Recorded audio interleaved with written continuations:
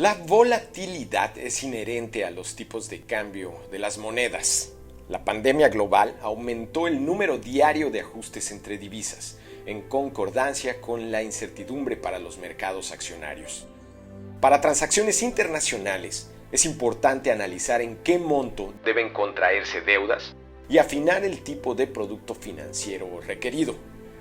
¿Qué debe considerar una empresa para su comercio ante la volatilidad cambiaria? Bienvenidos.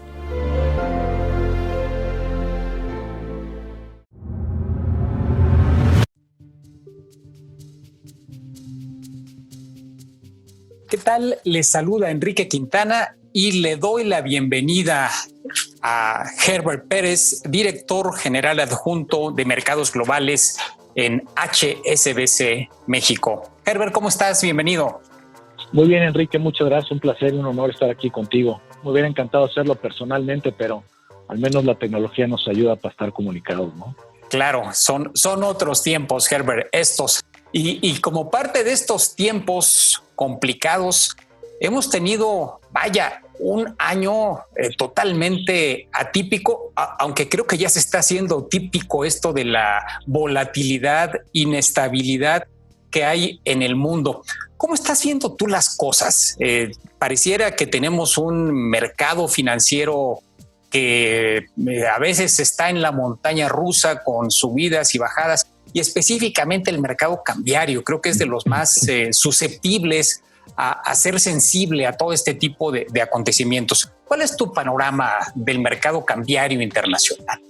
Mira, yo creo que siempre solemos hacer mucha referencia hacia la depreciación de las monedas contra el dólar, pero poco se habla o poco escuchamos hablar del dólar, ¿no? Y creo que vale la pena poner un poco en perspectiva qué es lo que ha ocurrido con el dólar, porque sin duda el dólar es la moneda más importante del mundo, ¿no? El 88% de las transacciones que ocurren en el mundo cambiario son dólares.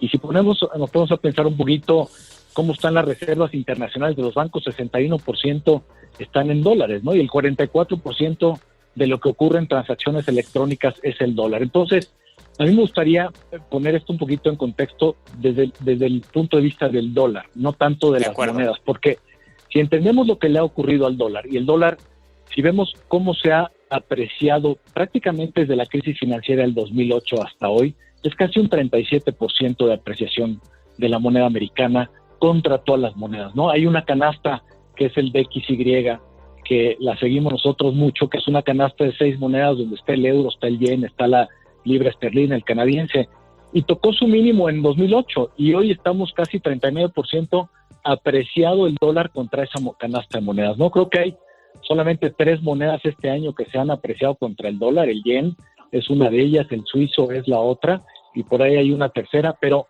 entonces creo que vale la pena entender qué es lo que ha ocurrido y por qué ha ocurrido eso, ¿no? Entonces, creo que el mundo está viendo a Estados Unidos que en medio de toda esta pandemia y toda esta problemática económica mundial, Estados Unidos sigue siendo una economía muy fuerte y su moneda se ha apreciado contra todas las demás, ¿no? Y eso, pues obviamente a nosotros nos ha pegado, ¿no? Al peso, en lo que va el año, llevamos un 13,5% más o menos de depreciación, pero es algo que ya también hemos visto en el pasado, ¿no? Creo que el hecho de tener una moneda de libre flotación, no hay un control por parte del Banco Central más que cuando de repente hay dislocaciones en el mercado, no es una moneda intervenida y eso nos ha dado una forma de absorber los shocks externos muy, muy eficiente, ¿no? Entonces, yo creo que es importante poner en contexto qué ha pasado con la moneda americana, porque como resultado de eso creo que es lo que le ha pasado al resto, ¿no? Aquí en México hoy es todo el tiempo,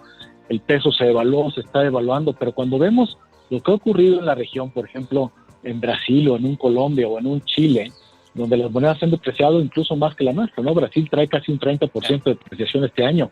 Argentina el año pasado se depreció bastante y ahora está en medio de un default y eso a lo mejor no es comparable, ¿no? Pero vemos un Chile, por ejemplo, con una depreciación del 6-7%.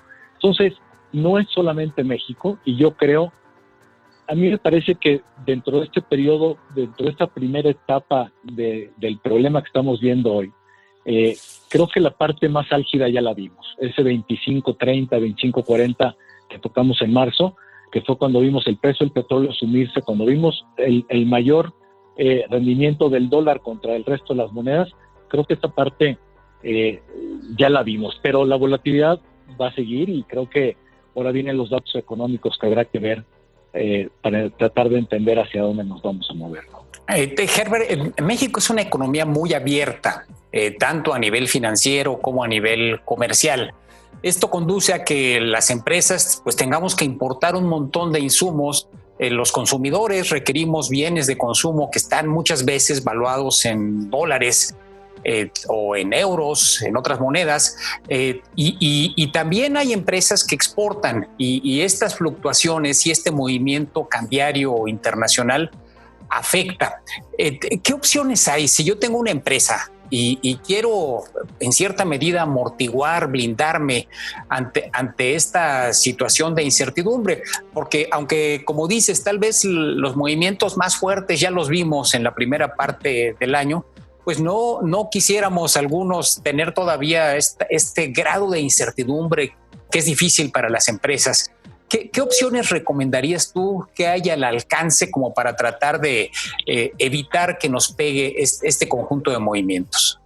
Mira, creo que lo que mencionas es muy importante. México es una economía muy abierta, ¿no? Solemos hablar mucho del tratado comercial con Estados Unidos, pero tenemos 12 tratados con 46 países. Somos la economía más abierta del mundo después de Alemania, probablemente, ¿no? Y yo creo que las empresas mexicanas han aprendido y hemos aprendido a lo mejor por la mala, ¿no? A raíz de la crisis del 2008, donde vimos tanta volatilidad, donde vimos tanta especulación, tanto por parte de empresas como por parte de jugadores financieros, y aprendimos un poquito por la fuerza, ¿no? Yo creo que hoy, nosotros por lo menos lo vemos aquí en el banco mucho, las empresas se han vuelto mucho más disciplinadas, mucho más conservadoras, y creo que cada vez es más entendido que su negocio no es el financiero, ¿no? Ese es nuestro negocio y aún con eso a veces, aunque nos dedicamos nosotros 100% a ese negocio, a veces nos pegan. Una empresa que no se dedica a eso, que su negocio no es ese, sino exportar, producir, exportar o importar, debería estar enfocada en su negocio. La realidad es que es relativamente fácil hoy cubrir esos riesgos y hay distintos instrumentos para hacerlo. Yo creo que la forma más fácil de hacerlo es a través de opciones. Las opciones es simplemente, imagínate una póliza de seguro, ¿no? Tú tienes un coche, compras una póliza de seguro, pagas el precio de la póliza. Si chocas, te cambian el coche o te lo reparan, y si no chocas, terminaste pagando un seguro, ¿no? Lo mismo es una opción. La opción, tú pagas una póliza con la cual te da el derecho a comprar o a vender una moneda en un plazo determinado, y si tú tienes unas importaciones o exportaciones que tienes que ejecutar, pagar o cobrar, puedes manejar a través de este producto que es muy sencillo y cubrir tus riesgos tanto de tipo de cambio como de tasa de interés. Esa es otra, ¿no? Los riesgos que corren las empresas vienen, creo que en la parte financiera vienen tanto por el tipo de cambio como por las tasas de interés, ¿no? Hay créditos que se dan a tasas flotantes y cuando todo se pone color rojo, las tasas suben, la liquidez se seca y tu crédito se encarece. Hay formas de cubrir eso también, ¿no? A través de opciones de tasa de interés, a través de swaps, intercambiar una tasa flotante por una fija. Entonces, nosotros en el banco hacemos mucho de eso, recomendamos a las empresas mucho, pero vemos también un sector empresarial mucho más responsable en la cobertura de esos riesgos, porque como bien lo mencionaste, ya es una tarea de día a día, ¿no? Ya es raro ver un día sin volatilidad, tanto en tipo de cambio como en las acciones, como en las tasas.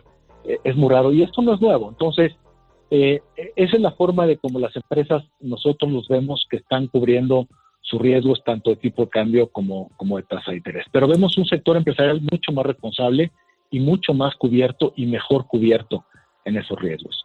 Y no es solamente para empresas grandes, porque mira, yo he platicado con empresas más pequeñas, con pequeños talleres, pero que siguen importando mucho, o con comercios que también manejan volúmenes de importación significativos.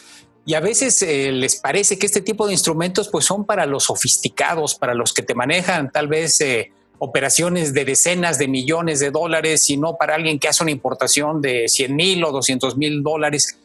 ¿Realmente se pueden hacer trajes a la medida, digamos, para el tipo de firma, el tipo de empresa? Sí, sin duda. No es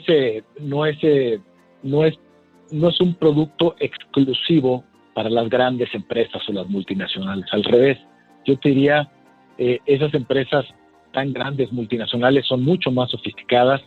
Yo de lo que te estoy hablando son productos muy simples, muy sencillos, que cualquiera puede accesar a través de la banca, ¿no? A lo mejor hay bancas regionales que no tendrán la sofisticación de ofrecer un producto como estos, pero creo que la mayoría de la banca mexicana te puede ofrecer esto. Nosotros en el banco lo hacemos con empresas medianas, chicas, pymes.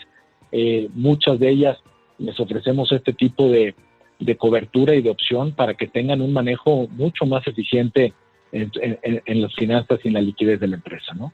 No es exclusivo para empresas. Creo que hace a lo mejor unos 10, 15 años eran productos muy exclusivos para cierto tipo de empresas. Hoy ya no. Hoy la verdad es que es un producto que cualquier empresa casi podría accesar. Obviamente hay que explicarlo, hay que entender los riesgos, que la empresa lo entienda y entienda lo que se está metiendo, cuánto le va a costar, cuál es el beneficio que le va a traer, y eso nosotros somos muy, muy cuidadosos de que la empresa conozca absolutamente todos los riesgos para no meterlo en un problema mayor que el de una depreciación y luego no poder controlar esos productos derivados, ¿no? Que hemos visto algunas historias en el pasado complicadas.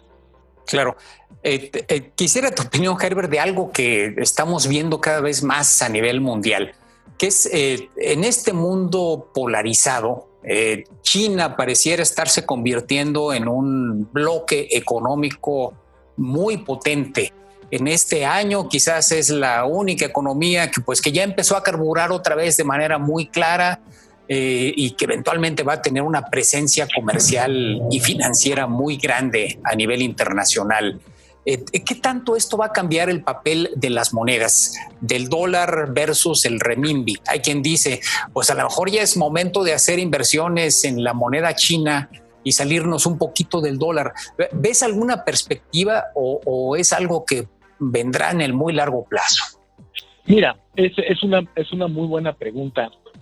China, sin duda, China hoy representa el 14% del PIB mundial. Estados Unidos sigue siendo el 25%, ¿no? Son economías muy, muy grandes. Sin embargo, la moneda china no es tan líquida como otras monedas. Entonces, ha habido las tesis de que a lo mejor incluso en algún momento hubo bancos extranjeros, bancos centrales de otros países que trataron de empezar a diversificar sus reservas internacionales en otras monedas, ¿no? Y regresados al mismo lugar, o el euro o el dólar, por ahí algo del yen, pero el renminbi ha sido muy complicado. Yo creo que por dos razones. La liquidez no es una moneda tan líquida, no es tan líquida. Imagínate que tú tienes que hacer operaciones en una moneda que primero no es tan líquida, no te da esa liquidez que necesitas. Si estamos hablando ya de un contexto mundial, ¿no? Estamos hablando como una moneda que a lo mejor le podría competir al dólar. Y por otro lado, tampoco es una moneda tan transparente. Mucho se ha dicho y hay muchos escritos de que es una moneda que se ha mantenido depreciada para ser mucho más competitiva, y esto ha ayudado mucho a la economía china a ser lo que es hoy. Pero no es una moneda que sea transparente y de libre flotación como lo es el dólar o como lo es incluso la nuestra, ¿no? Entonces, creo que esa tesis es real. Sin duda, China cada vez está agarrando un papel mucho más relevante en la economía mundial, y nosotros vemos incluso que esa zona del mundo, incluido China, son de las economías que van a empezar a salir más rápido. China, de hecho, ya empezó, ¿no? Ya empezó a reabrir varios de sus sectores después de esta pandemia. Ahora ya empezó otra vez un poco de problema, creo que en Beijing fue la ciudad donde empezó, pero ya empezaron a abrir muchos sectores y tiene un nivel de producción, están empezando a importar otra vez materias primas, etcétera.